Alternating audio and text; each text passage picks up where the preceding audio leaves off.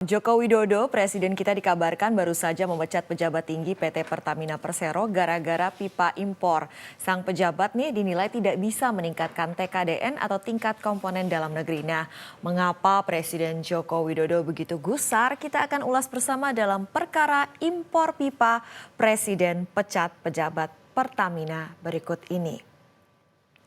Ya, baru-baru ini Presiden Joko Widodo dikabarkan geram dengan seorang pejabat Pertamina terkait dengan kebijakan impor pipa karena dinilai ini tidak memenuhi TKDN atau tingkat komponen dalam negeri.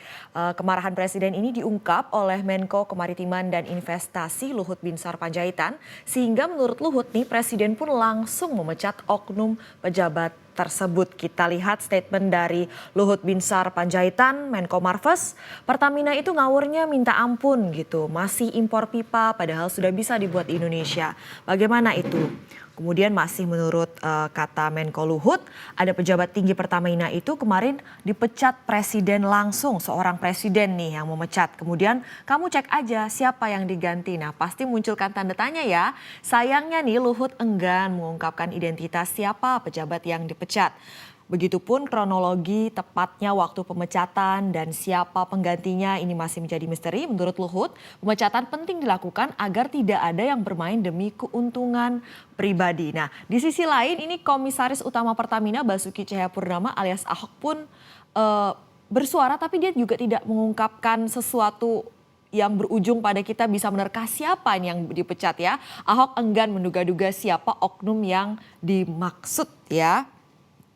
Oke, kemudian sebelum kita tebak-tebakan nih siapa pejabat yang dipecat, kita akan ulas dulu mengapa isu TKDN ini penting. Nah, kita tahu pemerintah tengah menggenjot penggunaan produk dalam negeri, khususnya bahan-bahan baku untuk keperluan industri dalam negeri.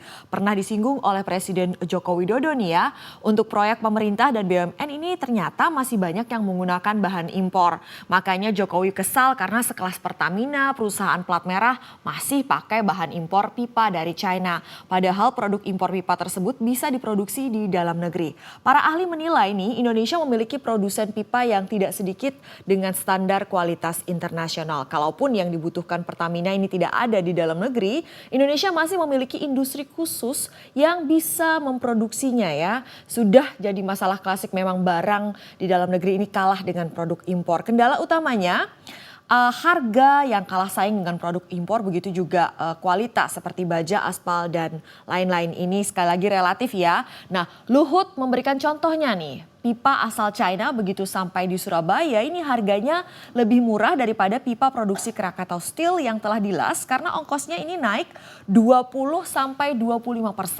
Nah, Kamar Dagang Indonesia Kadin juga ikut bersuara ya dengan mengatakan kenapa sih pipa dari China ini bisa lebih murah? Ini karena China memberikan kredit ekspor yang sangat murah. Jika perusahaan di China hanya mengekspor bahan baku, mereka akan kena pajak yang begitu tinggi. Jadi dipaksa gitu ya produsen di sana.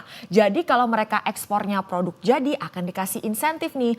Perusahaan China itu akan mendapat tax insentif atau insentif pajak. Sementara menurut Kadin di Indonesia belum apa-apa malah sudah kena pajak. Nah oke. Di tengah polemik ini bahan dalam negeri ini memang semakin kita rasakan bahwa tetap harus diutamakan. Karena kalau tidak digunakan dari dalam negeri siapa lagi yang mau pakai produksi kita sendiri kan. Dan bagaimana industri bahan baku ini bisa meningkatkan kualitasnya. Meskipun perusahaan di Indonesia umumnya masih perlu mengimpor barang baku dan bahan penolong dari luar negeri. Namun pemerintah mendorong semakin ditingkatkannya penggunaan produk dalam negeri melalui TKDN.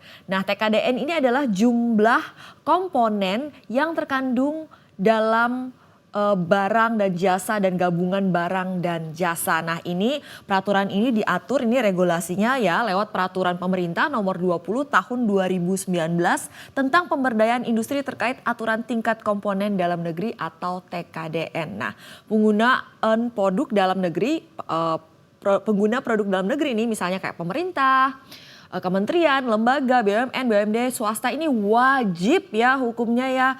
Wajib menggunakan produk dalam negeri yang memiliki penjumlahan nilai TKDN dan bobot manfaat perusahaan minimal 40% dan produk dalam negeri yang wajib digunakan minimal 25%. Sebenarnya ada penghitungan yang lebih detail, tapi tidak kita bahas di sini. Nah, TKDN ini penting untuk memajukan industri dalam negeri ya. Penting juga untuk menekan impor sehingga bisa mengurangi defisit neraca perdagangan Indonesia. TKDN ini juga krusial untuk menciptakan lapangan kerja dan juga untuk kemajuan anak bangsa dan juga industri dalam negeri ya. Nah, tapi di sisi lain juga perlu diingat bahwa untuk peningkatan TKDN ini juga perlu senantiasa ditunjang dengan research and development atau R&D.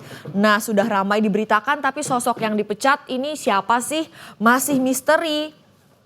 Coba kalau kita lihat ini memang masih belum ada kejelasan secara pasti. Saat ini masih belum ada konfirmasi secara resmi dari pihak Pertamina dan saat kita coba akses situs Pertamina juga ternyata mengalami gangguan. Nah, apakah ini berbarengan atau kebetulan atau apa kita juga nggak tahu. Sembari menunggu konfirmasi dan kepastian kita segarkan kembali ingatan kita akan bongkar pasang di jajaran direksi Pertamina di sepanjang tahun ini. Catatan dari 5 Februari 2021 ini melalui Menteri BUMN RUPS ini melakukan perubahan susunan anggota Dewan Komisaris dan Direksi. Ini ada Pahala Mansuri yang menjadi wakil komisaris utama menggantikan Budi Gunadi Sadikin yang dipilih oleh Jokowi menggantikan Terawan sebagai Menteri Kesehatan ya, masih kita ingat. Kemudian ada Eri Sugiharta ini mendapat kepercayaan sebagai Direktur Sumber Daya Manusia menggantikan Kus Hartanto. Dan kemudian kita lihat pada 15 Februari 2021 juga sempat terjadi pergantian direksi subholding Pertamina dan anak usaha. Kita lihat daftarnya di sini di PT Kilang Pertamina Internasional ada pergantian direktur utama. Kemudian di Pertamina Power Indonesia ada pergantian direktur utama, direktur perencanaan strategis dan pengembangan bisnis, direktur keuangan. Kemudian di PT Pertamina Geothermal Energy juga ada pergantian direktur utama dan direktur keuangan, serta Pertamina Drilling Services Indonesia ada pergantian direktur keuangan.